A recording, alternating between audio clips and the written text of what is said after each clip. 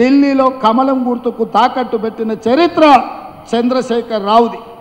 ఇవాళ కూడా ఈ తెలంగాణలో గూడు పుటాని జరుగుతుంది. అంతర్గతంగా ఒక అవగాహనతోటి కాంగ్రెస్ పార్టీని గెలవకుండా అడ్డుకోవాలని బీజేపీ బీఆర్ఎస్ ఈరోజు కుట్రలు చేస్తున్నారు.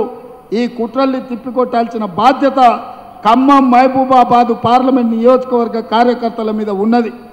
అందుకే మిత్రులారా, కేటీఆర్ చెప్తున్నాడు కారు కొంచెం ఖరాబ్ అయి కార్ఖానకు పోయింది మళ్ళీ వస్తుందని. నేను చెప్పదలుచుకున్నా బీఆర్ఎస్ నాయకులకు, కారు ఖరాబ్ అయి కార్ఖానకు పోలే, కారు అనుంజడి కార్ఖానకు పోయింది. కార్ఖానా నుంచి ఇంకా ఇనుప సామాన్లోనికి పాత సామాన్లోనికి తూకం కింద కిలోల కింద తెగ నమ్మాల్సిందే. మళ్ళా కారు రాదు, మీరు ఎన్నికల్లో గెలవరు.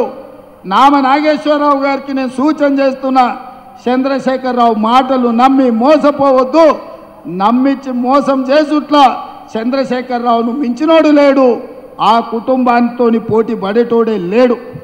అందుకే మిత్రులారా, ఇవాళ చంద్రశేఖరరావు కథ అయిపోయింది.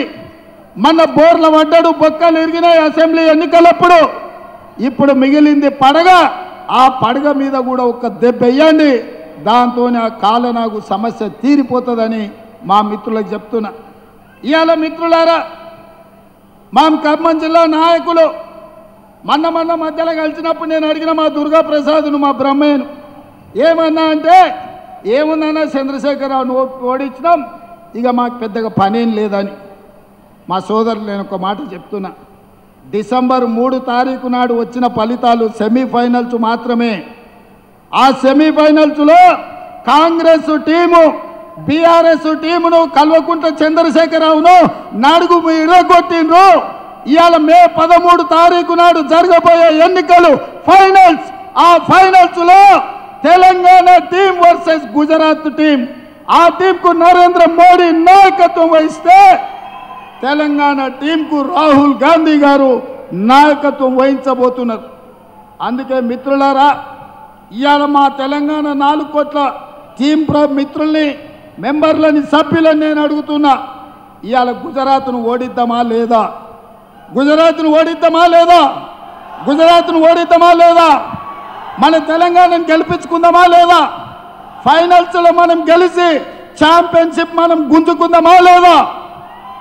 మరి ఫైనల్స్లో మనం గెలవాలి అంటే ఖమ్మం జిల్లాలో, ఖమ్మం పార్లమెంట్లో రఘురామరెడ్డి గెలవాలి. మహబూబాబాద్ పార్లమెంటులో మిత్రుడు మాజీ మంత్రివర్యులు బలరాం నాయక్ గెలవాలి.